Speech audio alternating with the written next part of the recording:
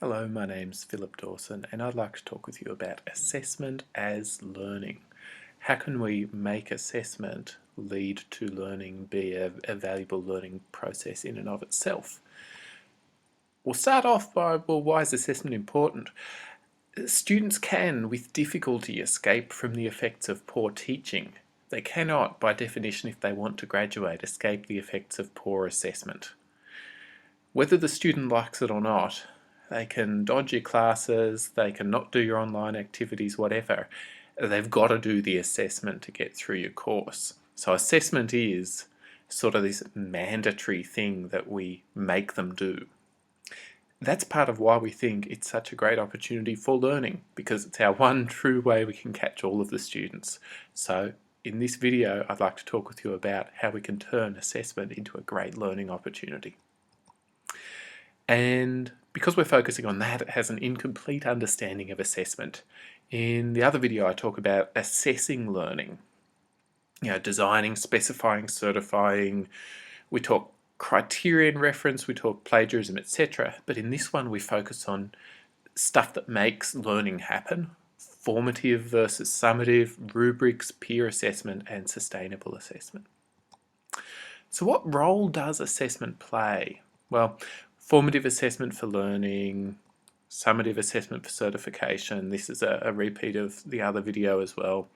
Catalyst for learning, gatekeeper for higher learning, communicating the actual curriculum, communicating the discipline's values, and again, this idea that assessment always performs double duty. So here we're not focusing so much on some of those duties around how can we certify if people know stuff. Here we're focusing on how can we design tasks that make people learn. That's the duty we're focusing on.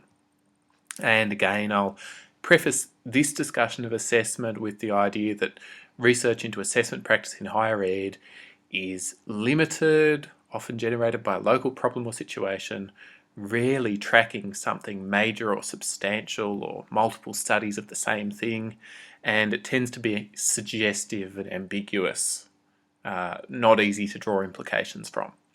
So again, I try and be somewhat evidence-based in these videos, and assessment is a hard space to be evidence-based in.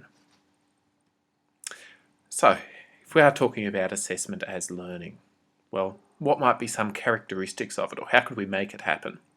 The ALTC Assessment Futures Project suggests we should direct student attention to what needs to be learned and to the activities that best lead to this. So assessments should incorporate students doing stuff that we know will make them learn. It might sound obvious, you're probably already doing this, but when we're talking assessment as learning, rather than the multiple choice quiz that tests if you know something, more the activity that helps you towards knowing something. That's more our assessment as learning idea.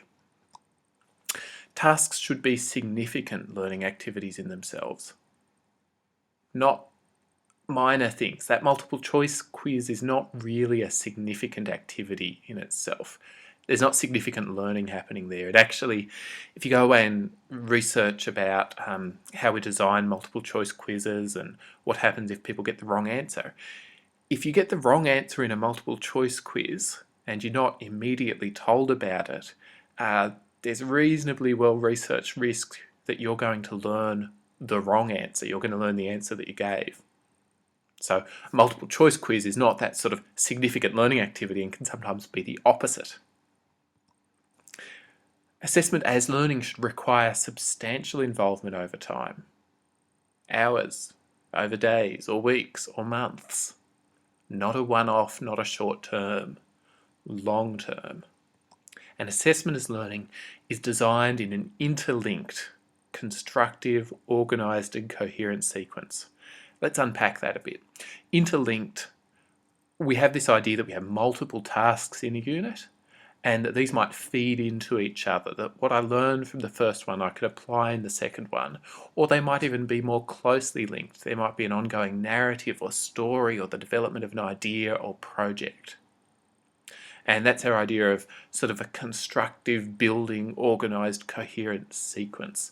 These are some characteristics of assessment as learning, and you can see it's a different conception of assessment to a purely certifying or credentialing idea of assessment.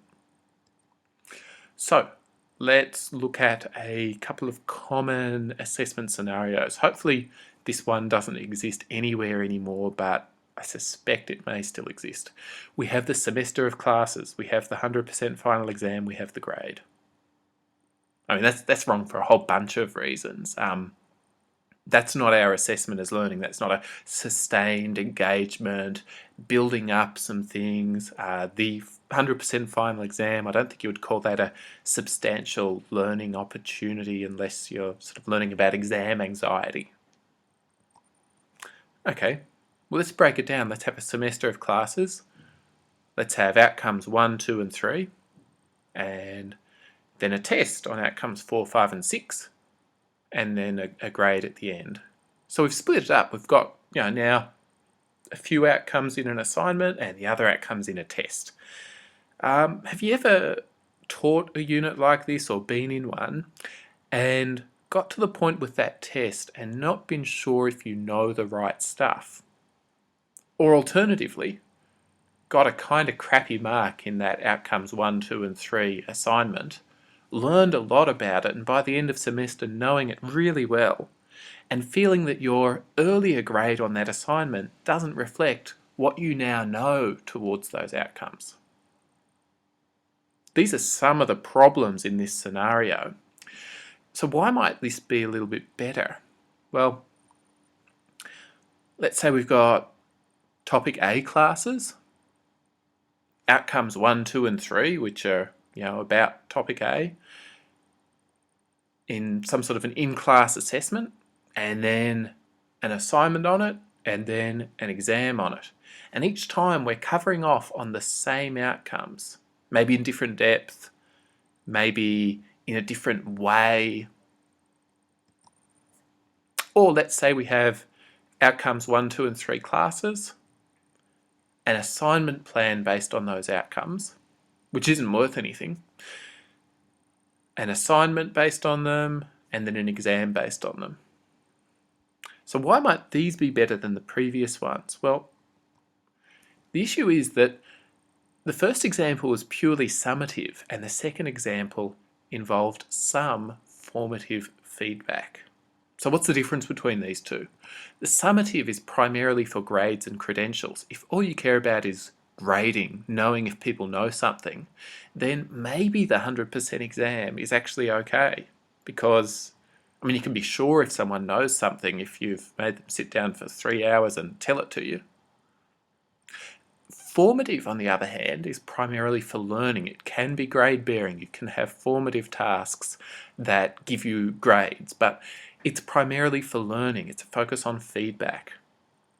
So there's a kind of bad analogy I'll try here, sometimes confusing, sometimes helpful. When a chef is cooking up some soup and they've cooked the soup up and they give it to the customer will give them summative feedback. They will say if the soup is good or terrible, I hope. However, a good chef is going to be tasting that soup as they go and then making subtle changes to that soup. And that is formative feedback. So they taste it, they realise there's something wrong, they adjust things a bit. They're giving the soup formative feedback and they're acting on that feedback by changing the ingredients. I hope that wasn't too bad an analogy. So summative focuses on, well, what outcomes has the student met or not met? How well have they met them, etc. But formative focuses on how can the student better meet the outcomes. So I'm noticing you're not doing this particularly well. Classic one is referencing. Students not referencing particularly well in an early assignment, not getting given instructive, improving sort of feedback and then making the same mistakes later on because all you said was improve referencing. Referencing needs work. So formative feedback here would be around how can they act on this, how can they improve. Summative is supported by legislative and professional requirements. If your degree that you teach in leads to some sort of professional accreditation, a student becomes an accountant, an engineer, a teacher, it's really important that they have that summative feedback, isn't it? That summative assessment. We need to know if they know stuff so that they can go and operate on people if they're a doctor or whatever. Formative, however, is supported by research that it improves learning. If you give students continual formative feedback, they will learn better. Now, I've put a small caveat in there of it's somewhat dodgy research. There was this accepted idea throughout much of the sort of 90s and early 2000s that formative feedback was really good based on this sort of meta-analysis of formative feedback. Unfortunately, that meta-analysis was somewhat dodgy, and if you'd like to see a blow-by-blow deconstruction of that, then read that article there. So we've got this idea of summative feedback versus formative. Now, can you say this for your unit? All learning outcomes in this unit are taught and assessed. Students are engaged in feedback dialogue about each outcome before it is summatively assessed. In other words, I don't just give you a test to see if you know stuff. At some stage, we are engaged in some sort of dialogue about it, and you get given opportunities to improve before we finally assess you. I don't know if I could ever have signed this for a unit that I teach. I would love to, but the pragmatics of it mean that, well, what about that stuff I teach in week 12? How do I give people formative feedback on that? Formative feedback can be hard. So, we have this idea of peer assessment. Peer assessment involves, well, peers assessing each other, or even just giving each other feedback. The idea is more feedback, more often expressed accessibly. So we have this idea that giving feedback in detail to large classes is hard. It is. And giving it to them often is even harder. And expressing it in ways that are meaningful to them is harder still. So if we engage peers, other students in the class, in giving that feedback, we might be able to get around these issues. Particularly as one of the goals of assessment is to develop students' evaluative judgment. So students need to be able to judge a piece of work, their own or someone else's, and say if this is a good or bad piece of work for their discipline and why. You end up a pretty poor professional if you're not able to judge your own professional work or the work of others. And things only get more difficult for you as you continue in a professional career if you're not able to do that. So Bowd argues that one of our main goals of assessment is to develop this evaluative capacity in students. Peer assessment gives them opportunity to do that. Without peer assessment, sometimes students can go through a whole unit, maybe even a whole course, without getting the chance to evaluate the work of others. Another pedagogical argument for peer assessment is that it leads to time on task, which leads to learning. Time on task is one of the few things we can say with some sort of confidence will lead to learning if it's spent well. One of these arguments, and these are expressed in that Lou and Carlos article, these are arguments for peer assessment as a great pedagogical tool. And it can be grade bearing or not. That word assessment is kind of unfortunate. Some researchers on assessment wish that we used another word. Assessment seems to be rooted in old ideas around taxation assessment, strangely enough. Peer assessment can be grade bearing, or it can just involve giving feedback to students. So, is peer assessment actually a valid way to give grades though? Well, Falchikov and Goldfinch conducted a meta-analysis of 48 studies on peer assessment, and these were mostly really high quality rigorous studies, the sorts of things we would hold up there with a randomised control trial, that sort of evidence. So is it valid to get marks from peer assessment? Well, the mean effect size of peer assessment was minus 0.02. What that means is basically if you apply peer assessment, you shouldn't expect overall the marks of peers to be that different to the marks of teachers, and that's not even a statistically significant minus 0.02. So we won't end up with grade inflation or grade deflation if we try peer assessment. We'll end up with roughly the same sort of grades over the whole spread. A correlation coefficient, if this thing gets you excited, of 0.69, which they regarded as very significant, suggesting that overall peer marks agree well with teacher marks. And if you restrict that only to peer assessment in higher education, it was 0.75 correlation coefficient. So that's quite high, quite a high correlation between marks that teachers would give and marks that students would give. And some of the rest of that number there can be explained by variations in teacher marks. If two teachers mark the same thing, they don't necessarily give the same mark. And it can work in any discipline, in any year level. So peer assessment can be a valid approach to give grades. But there is resistance to peer assessment. You might have heard me talking about this and it made you feel inside like something was not right. That same Lou and Carlos article talked with students and academics about their thoughts about peer assessment, and there was resistance, reliability or validity concerns. And I'd say that no matter what numbers you give to people, like I did on the previous slide, some are not going to be convinced that peer assessment can lead to valid grades or reliable grades. An idea of perceived expertise, so the teacher is the expert, the student is not the expert. This might change at different year levels, different types of courses. Interestingly, the previous study, that the meta-analysis, found that it didn't really matter year level or the type of course. Disruptions of power relationships. We want the teacher to be the one handing out the marks. We want the students to be receiving those. We have a bit of a tradition there. And peer assessment can disrupt that. And time. Peer assessment takes time from students that they would really rather spend on something else.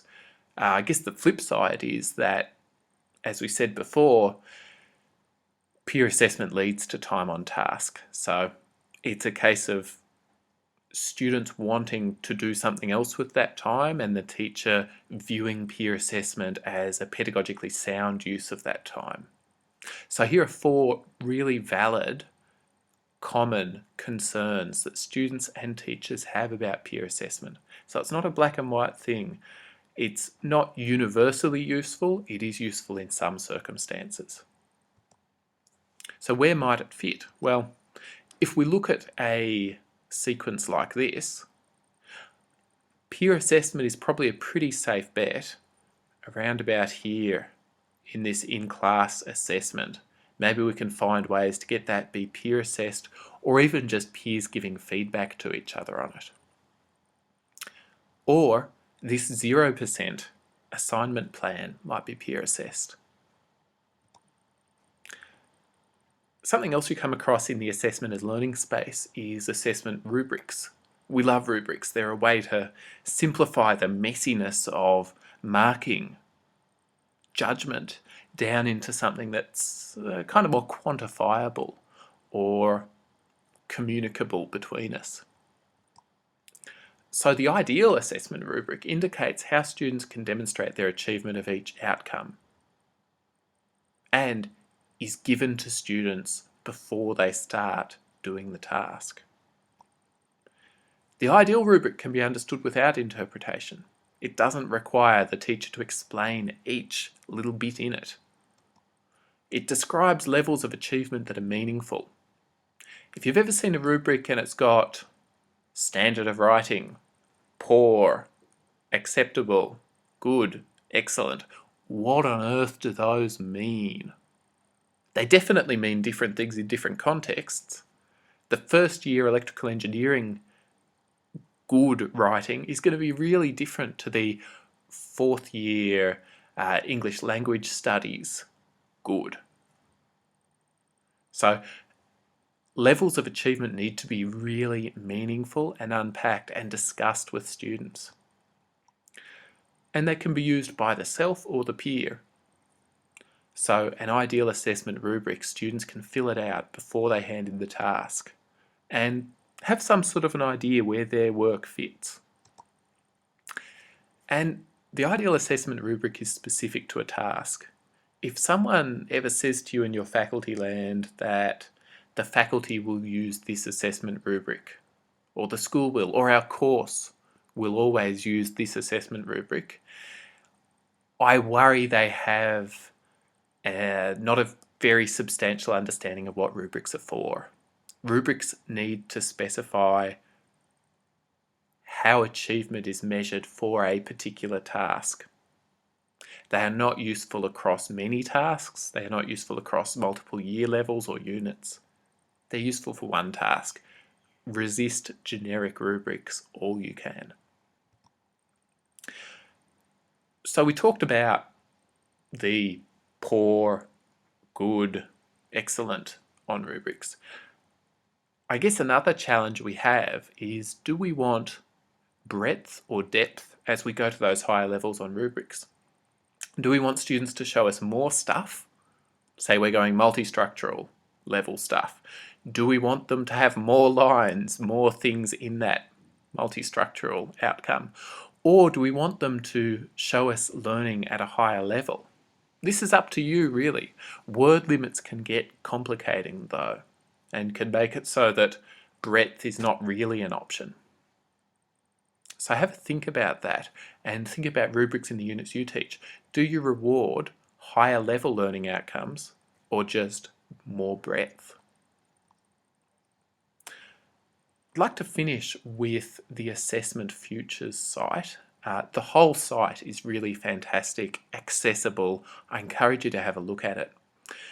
There's a particular document on there which has a whole bunch of phrases that stem from assessment has most effect when, and I've got a link up there. I'd like you to have a read of pages 1 to 3. These are 7 propositions about assessment developed by assessment researchers, academic developers, so they're people like myself, and university senior management on what assessment could be or should be in the future. I like these because they're quite implementable and practical to my own teaching. So I look forward to hearing what you think of them. Thanks a lot.